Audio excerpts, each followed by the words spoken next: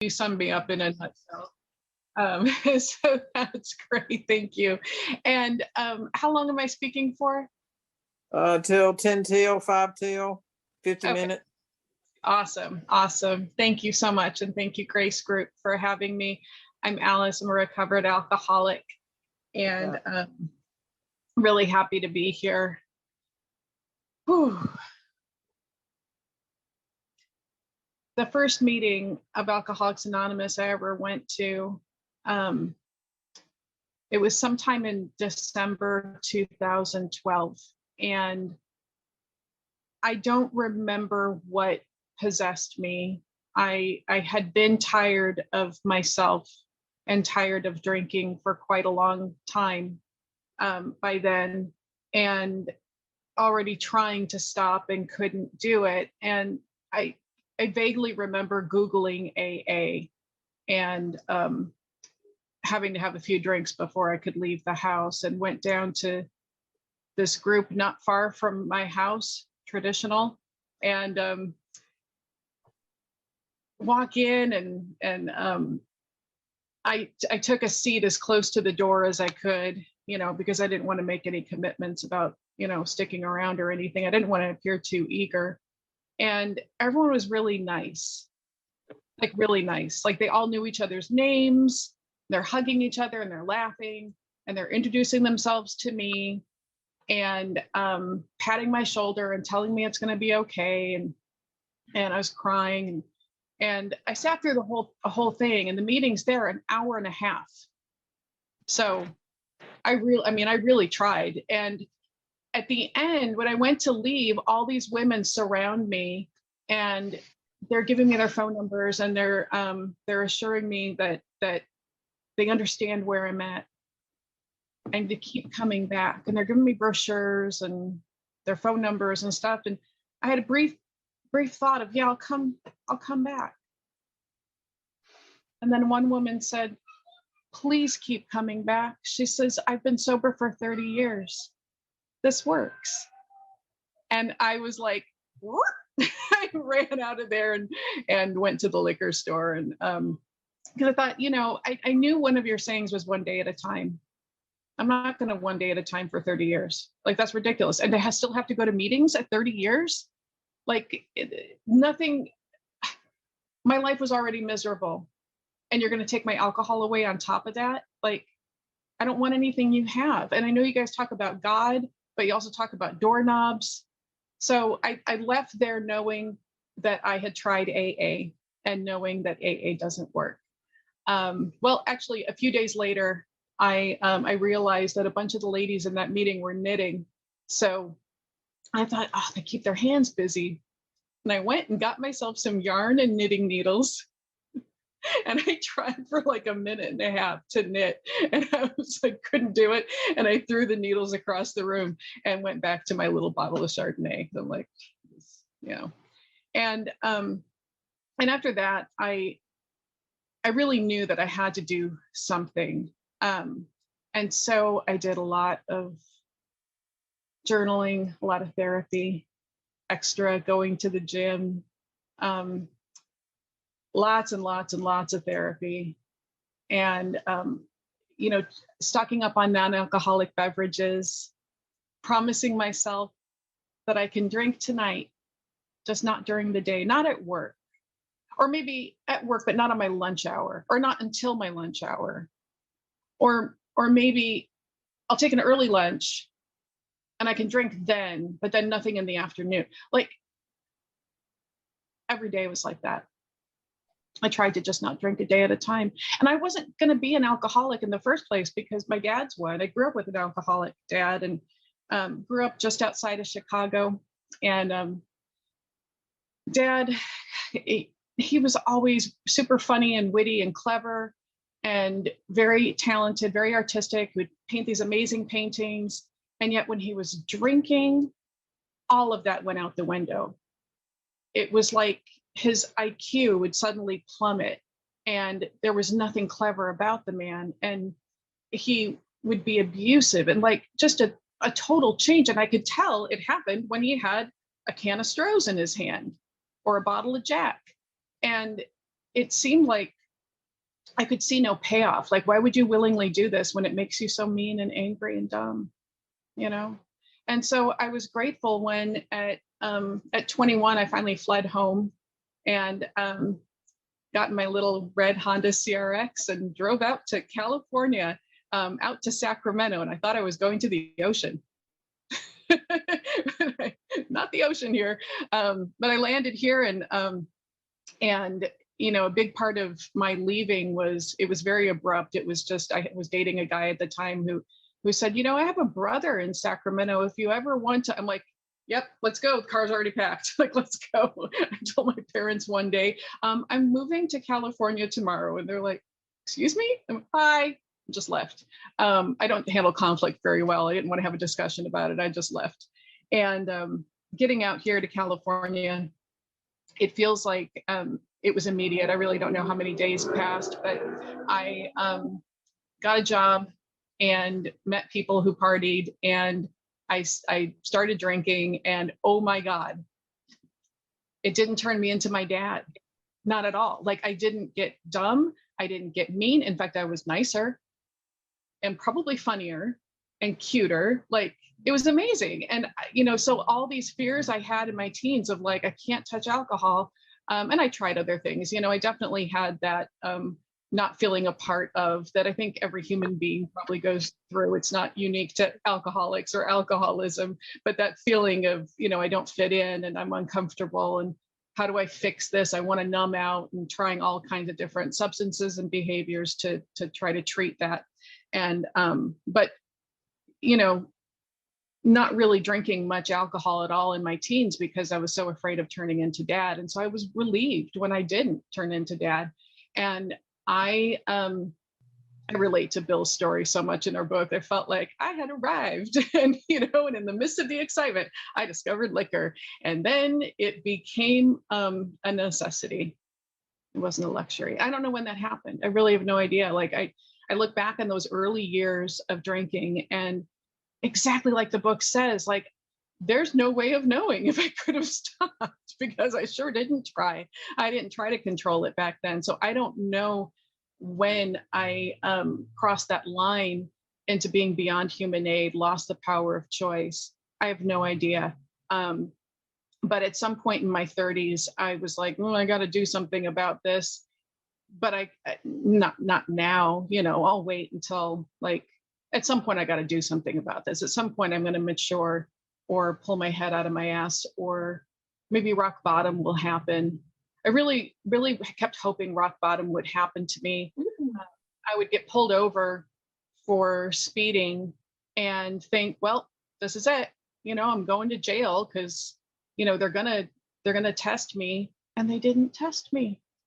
3 times during the summer, the year I finally did get sober, I got pulled over for speeding. Each time I was drunk, alcohol in my body, bottle in my purse, and each time they let me go.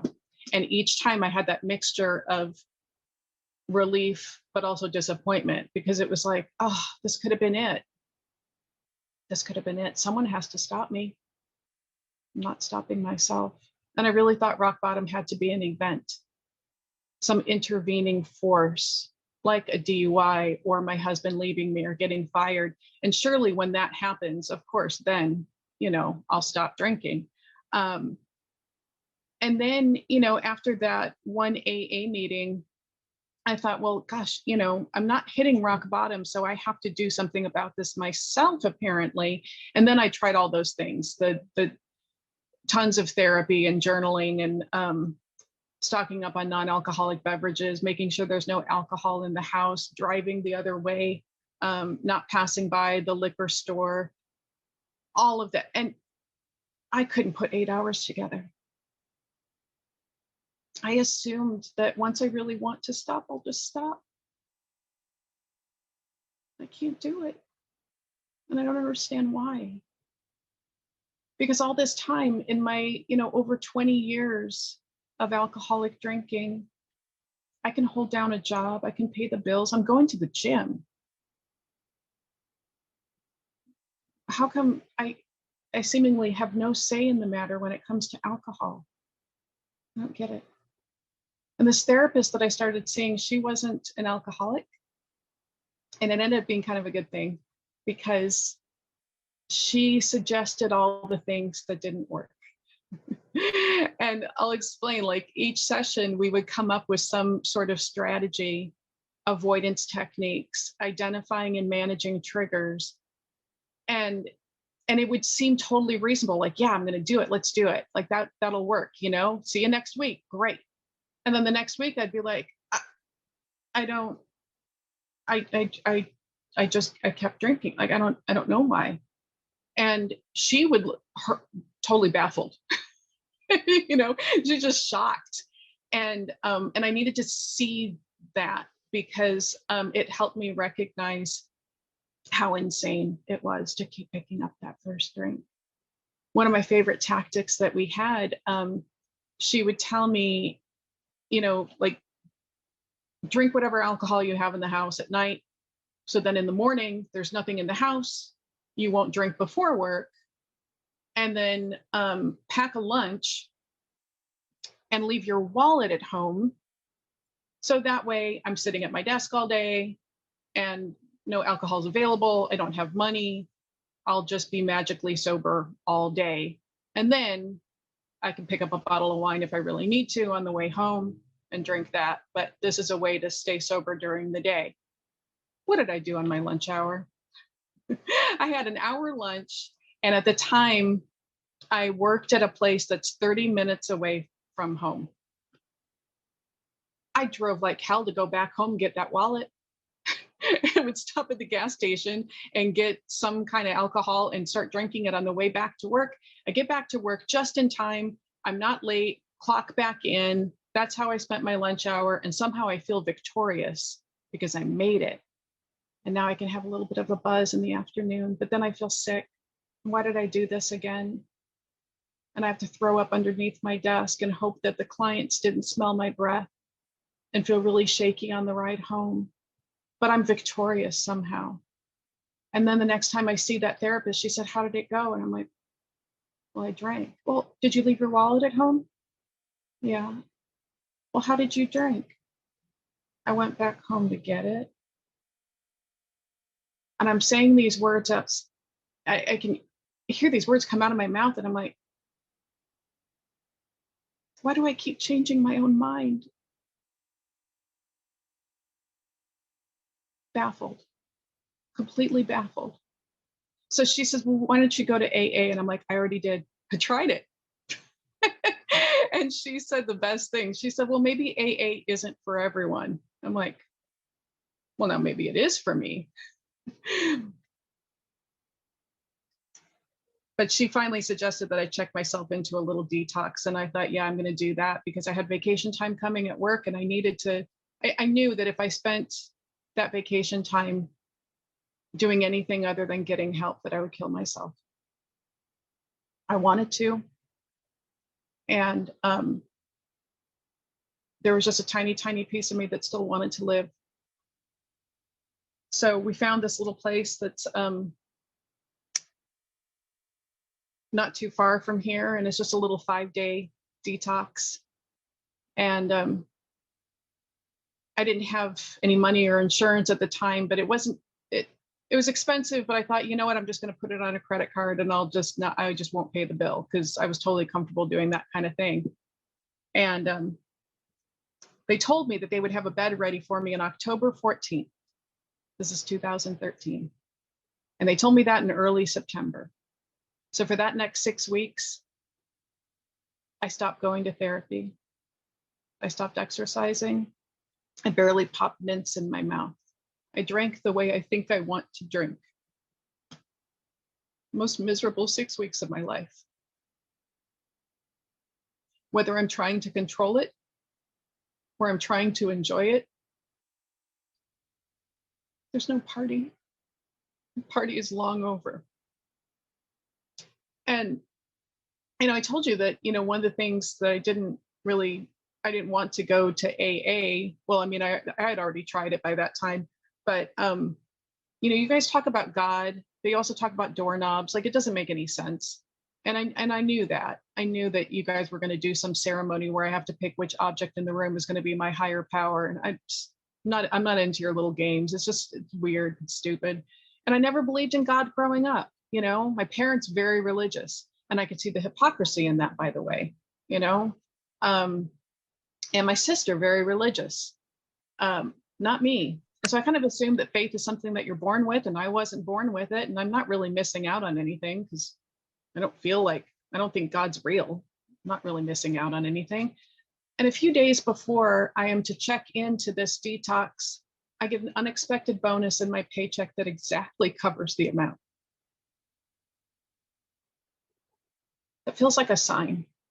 Maybe there is something to this universe thing, planets aligning. I don't know. Really, really odd. One of those really odd coincidences I can't quite figure out. And then the morning of October 14th, I'm packing my suitcase, and my husband walked in on me drinking right out of a bottle. And he'd caught me before many times, but this time the disgust on his face, I don't ever want to see that again. And because by this time I'm telling him I want to get help. Like I'm doing something about this, honey. I swear. I am gonna stop. I'm doing this. And it's 9 a.m. on a Monday, and I'm desperately getting as much as I can into my body as fast as I can before I have to leave the house and go check in to not drink again. And my husband looked at me just disgusted. And he said, "Is that going to be your last drink?" That question hit me like a ton of bricks. Like, I realized in that moment, I didn't know the words in this book, but I internalized that I had lost the power of choice. I don't know how to have my last drink. How does anyone do that? I don't know how to have my last drink. I thought I did before, and I keep picking up again, even though I don't want to. What's wrong with me? And we get down to the detox, and they bring me back to my room. And there's a cat sitting on the bed. Jeannie's already picked up on the fact that she's a crazy cat lady. Yes, I am. And I see this cat sitting there, and it felt like, oh my God, like the universe is really speaking to me now. I'm supposed to be here. I'm supposed to be here now. In the now. And I fell to my knees and I started crying, and I thought, maybe there really is a God. I hope so. God, I hope so. That was my step 1 and step 2 experience. They happened to me. There was no writing assignment. There was no worksheet. It happened to me. And then this detox had the nerve to be right next to a little shack with an AA meeting inside. And when they made me go over there, and that is like, I'm saying that as that's how I received all information. You're making me do this, And I get over there, and everyone was really nice. And they all knew each other's names, and they asked me mine, and they're giving me phone numbers. And some of those people had like 30 years. And I'm like, hell yeah. I need this now. I want this. And you guys start talking about God. And I heard the term in a totally different way than I'd ever heard the term before. It wasn't a threat. It wasn't some remote, mysterious, abstract concept. It was a source of love that might be available to me, and that, FYI, I desperately need, because you guys are demonstrating a love and a peace, sober, that I hadn't witnessed or known existed. And a woman came up to me that day, and she said, "Hi, would you like me to be your sponsor? And I'm like, yeah, what's that? Yes, whatever you're, yes. I don't, you sing nice, please. Yes, whatever you're offering, man, please. And the next day, October 15th, 2013, remains my sobriety date. And that is absolutely not my doing. Absolutely not my doing. Alice needed the pull from that bottle on the 14th. And I was only in that detox for 5 days. And the day I checked out, I came home and changed my clothes and drove right back down there and went into that meeting. And because I was scared, I still have a wallet and I know where the store is. I don't know how to not drink, but I know you guys know, and I'm going to hang out with you. And that meeting, by the way, Happy Hour Rancho, became my home group, and they talked freely about God and freely about the big book and freely about the steps. And they made it really clear that they were a lot of fun to hang out with, but that recovery is going to happen between meetings. Those people made it really clear they didn't have the power to keep me sober, and neither did I. And that if I wanted to stay sober, and if I wanted to demonstrate what they had been demonstrating to me, I better get busy. And so I did. I got into the book and started doing really weird things, like kneeling on the floor at a Starbucks and saying some biblical sounding prayer with thous and wilt, and then drawing columns on a piece of paper. And then I find out that my dad's not a villain after all. Like, I don't understand anything that's happening, but I'm taking these actions. And I'm showing up an hour early once a week to make coffee. And I'm nicer to my husband, and I'm more effective at work. And things that used to really irritate me aren't irritating me anymore. And that's not me deciding to be kinder or more tolerant. That is this power that I just found out is real, changing me from the inside out. And none of it makes any sense, but I keep doing it. I keep moving my feet. And somewhere along the line, I realized that I hadn't thought about drinking. And for over 20 years, there wasn't much else in this head other than I need a drink. Can I smell my breath? How do I not drink? I need a drink. How do I not drink? What did I do? I can't do this tomorrow. I got to do this right now. Oh, holy cow. How do I not drink? I need to drink. Nothing like that.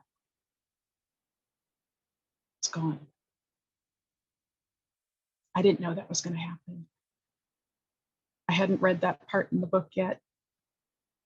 What many refer to as the 10th step promises that the problem is removed. We haven't even sworn off. I hadn't read it yet, but I experienced it. And I was like, oh my God, you guys, did you guys know about this? I'm not even thinking about it. I am not keeping myself sober. I am not avoiding alcohol. I'm not fighting it. Being restored to sanity. God's real.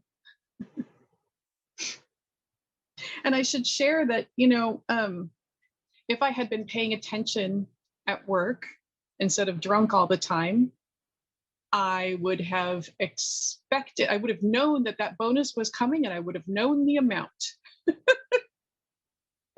But I was so drunk all the time, it was a surprise to me. And that cat that was sitting on the bed at the detox, her name is Trouble, and she's still alive, and she still lives there. And a buddy of mine now works at that detox, and he sends me pictures of her all the time. And cats sit on beds, So neither the bonus nor the cat were necessarily miracles, but I received them as miracles. So they were. God's real. And as I'm experiencing this power flowing through me that I'm only tapping into because I was broken enough to follow directions. broken enough to start facing the things that were blocking me from this power so I can access more of it. And as I'm doing the fourth step and I'm writing this stuff down on a piece of paper and I'm looking at my resentments, and I had some justified resentments that I wasn't going to be free of. I was raped when I was 13 by a stranger. And a doctor, our family doctor that treated me afterwards, because I had to go to the doctor afterwards, she was rude to me. A female doctor. She should have been nicer.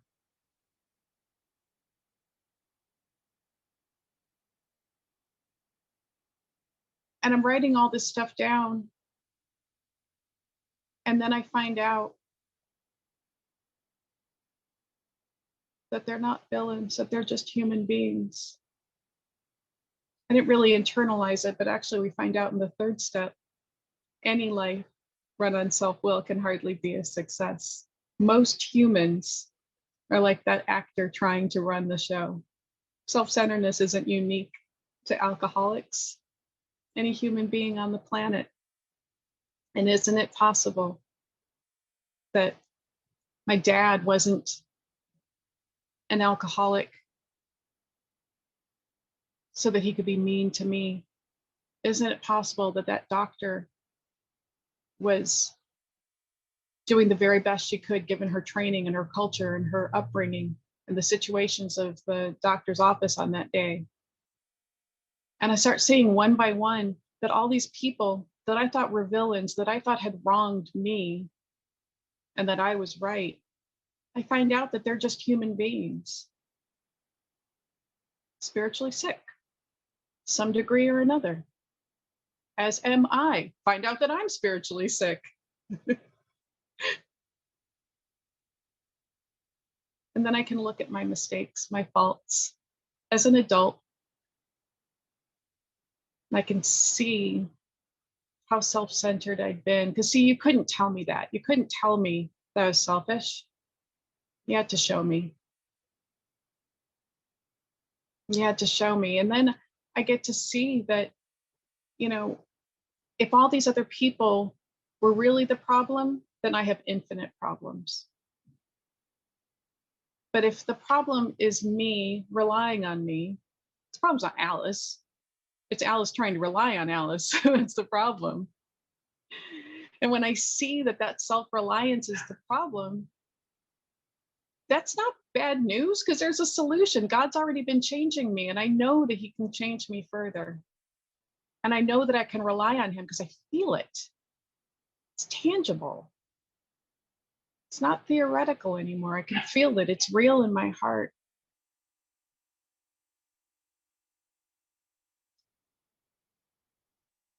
And then I see that, oh my God, I owe amends to my dad. What? That's not what I came in here for. Totally flipped the narrative in my head, man. And I was somewhat relieved that, you know, my parents still live back in the Midwest. So when I got to the ninth step, I'm like, oh no, I can't go make face-to-face amends to them. It's too far away. And within a couple days, my aunt in Arizona reached out to me, and she was flying me out to Arizona for my cousin's wedding. And by the way, she's also flying out my parents, and I can take a weekend trip to Arizona much more quickly than I can all the way to the Midwest. So within a couple days, I'm face to face with my parents. And yes, I do have to make amends to them. And I pull aside my dad and I start telling him, you know, I've had this drinking problem, and I found Alcoholics Anonymous, and I'm sober now, and I can see for the first time in my life what kind of daughter I've been. And I want to do better. And I've never told you you're a good dad, but I need to tell you that. And I need to tell you I want to be a good daughter. And I want to apologize for some things. And I start naming some things that I've done. And he says, what are you trying to do? He goes, you don't have to apologize to me for anything. I'm like, that's nice, but I kind of do. And Dad goes, wait a minute, are you on your ninth step? And I'm like, yeah. And he goes, proceed. I'm like that. What a brat, right? He's in AA too. Just this past January, he celebrated 25 years. A few years after I fled home, he found the rooms. And I had been back to visit. They've been out here. I had, in all the year, my entire drinking career, I had evidence that Alcoholics Anonymous works in the transformation of my own father. And yet I couldn't see it. That information didn't apply to me until I desperately had no other way out. And now Dad and I, we've been to a bunch of meetings together, and it's really weird and awkward and awesome. We're restored. And I get to live in a way today where there's not a single person on the planet that owes me an apology. My feelings rarely get hurt. And again, that's not me deciding to be more forgiving or deciding to be more patient or tolerant. That is this loving power flowing through me that has changed me from the inside out in the way I react to life. I just wanted a little bit of relief from the bottle. I had no idea what was in store. I had no clue. Thank God this works. Thank God. And then, as I start learning how to practice 10 and 11 and then 12, that's when biggest game changer, because I didn't understand what I was doing or any of the actions. All of the steps felt separate to me, like separate little individual concepts and separate little individual actions to take. And I was very foggy. and then when I started sponsoring others, I was like, oh, like things started clicking more, and I can see the fluidity of the practices and the suggestions in this book. And I get this deeper appreciation for it. And I'm just falling in love with life. And I'm falling in love with these women that I get to work with. I'm falling in love more with God. And I'm less and less interested in myself, although I also love and accept myself in a way that I never did before. So if I'd been seeking self-love, if I'd been seeking self-acceptance, I'd never receive it. I would just become more and more self-absorbed. But I seek God through helping others. And I'm good with me. I'm good. When my sponsor was taking me through the steps, it felt kind of like when I'm driving somewhere and relying on GPS and I just turn when it says turn and I just get there, but like, well, I don't know how I got here. I just got here, And then as I start taking others through the book and experiencing it more, it's like, oh, noticing the landmarks. I know what signs are ahead.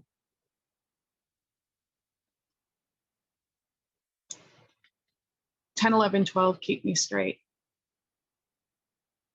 Step 10 is my awareness, all throughout the day. And I can usually catch my self-centeredness before I act on it. So it's a very quick awareness, praying, and then turning to help somebody all day long. And step 11 is my double checks how my step 10 was. I ask God these questions at night. If I ask myself, I'm going to get into that morbid reflection. Was I kind and loving toward all? No, but if I ask God, then I go to sleep. And on awakening, I think of my plans for the day. And I ask God to direct my thinking. And it'll pop in my head something that I missed from yesterday. And when it pops in my head through that God consciousness, it's not oh man, what did I do? It's, oh, all right, let's go fix that. God's always love. Always. He's always available.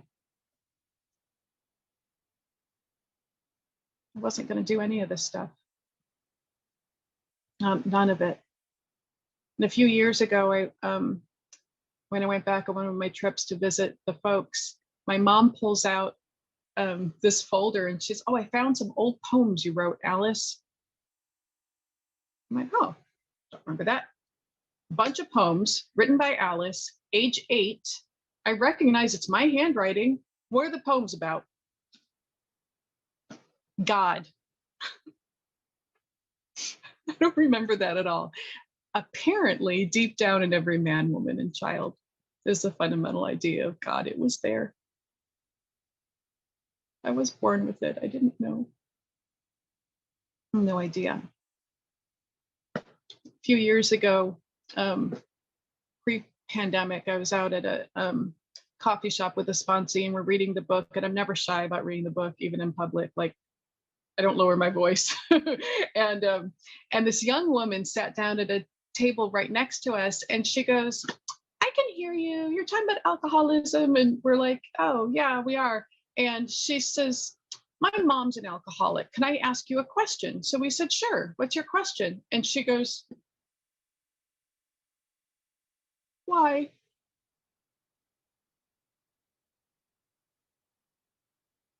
That was the young lady's question. Why? And she says, "My mom promises not to drink, and then she drinks. She drove off the road the other day. I keep begging her to stop. She says she will." So my sponsee and I, we just proceeded to share stories of how much we love our families and how we drank when we didn't want to drink.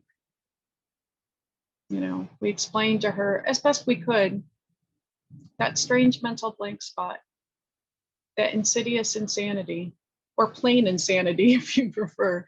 Big Book uses all kinds of different terms to describe that thought that precedes the first drink.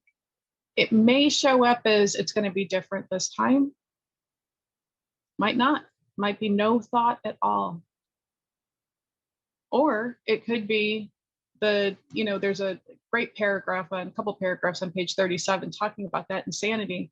It could be the deliberate drinking of, I'm feeling myself justified by anger, nervousness, fear, jealousy, and the like. But even in that deliberate beginning, like the F it, I don't care. I know it's not going to be just 1 or 2 drinks. I know it's going to be a bottle. I know I shouldn't drink. I know I'm supposed to be sober, but I'm doing it anyway. Even in that type of beginning, it's insanity. Because I already decided I don't want to do this anymore. And afterwards, I'm remorseful. It's still a lack of choice. An insane action isn't a choice. It's an insane action. Thank God for sanity. I didn't restore myself, man. I just became broken enough to follow the directions in this old book and became connected to this power that keeps me sane, keeps me whole, and enables me to be useful to others. That husband of mine, he's a normie. He can have a couple drinks and then switch to water on purpose. So it is the weirdest thing. But guess what? He gets to have alcohol in his home today because he likes to drink once in a while. And I don't live in fear. I've received what this book describes, that position of neutrality. I get to be safe today, not cocky about it. I know I'm not keeping myself sober. It's by the grace of God. And thank God I get to be a good wife today. We went on to describe to this young woman how, the real alcoholics have lost that power of choice, can't simply decide, I'm not going to drink, and then follow through on that. And I'm not, I'm a cat mom, but, I would think that the highest form of human power would be the love a mother or father has for their child. And that this young lady's mother probably loves her very much. that beautiful power can't stop her from drinking. God, it'd be nice if it could. But we described to her that insane thought that precedes the first drink and the alcoholic's allergic response to alcohol that lends us no control, no dimmer switch once we start going. Can't control how much we're drinking after that. And this young lady was super, super sweet. She, at the time, she was only 18 years old and told us that she had never taken a drink or a drug. Like, the girl was just pure as the driven snow. She was super cute. So we invited her to come to an open meeting with us. And she came, and it was over at group 3 for Ross, and hour and a half meeting. She sat next to me the entire time like this. And after the meeting, we walk outside and I'm like, so what did you think? And she goes, you guys laugh about stuff that's not funny. And I'm like, I know, sweetheart, we do. We laugh about stuff that's not funny. We understand each other. We alcoholics understand each other. We are uniquely qualified to help the next alcoholic. And let me tell you, they're everywhere and they need help. In February of 2020, I believed that online sponsorship would not work. It sounds like half measures, because I had some friends who had already been using online platforms to work with people who lived in other areas. And I'm like, that sounds weird. Like, why would you do that? That sounds like half measures. You need to be face to face. And then March 2020, the pandemic hits, and I'm like, okay, how does Zoom work again? And thank God I was wrong. Thank God I was wrong. This message, this power transcends whatever kind of platform we're trying to use.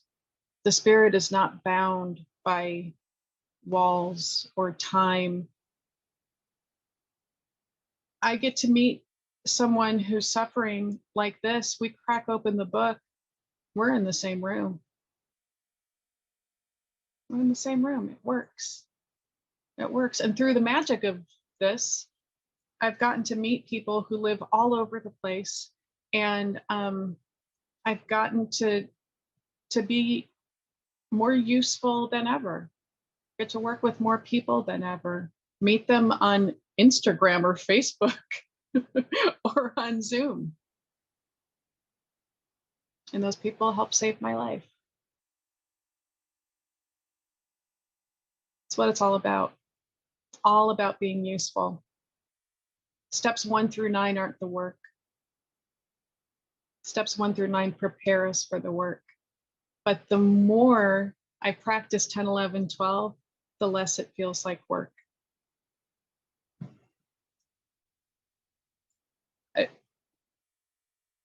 I'm just beyond grateful. Beyond grateful that this works, and I get to be a whole different person than I used to be. The abstinence is the least interesting part of recovery today. It's a no-brainer. It's not my doing. I'm not proud of my sobriety. I'm grateful for it. And the rest of it, getting to help others, getting to be useful, getting to be a better wife, a better daughter, a better friend. I'm overpaid. Really, really grateful. So my sobriety date remains October 15th, 2013. Thank you so much, Grace Group, for having me. And I think that's more than enough out of me. I'll turn it back over to you. Thanks, Jeannie.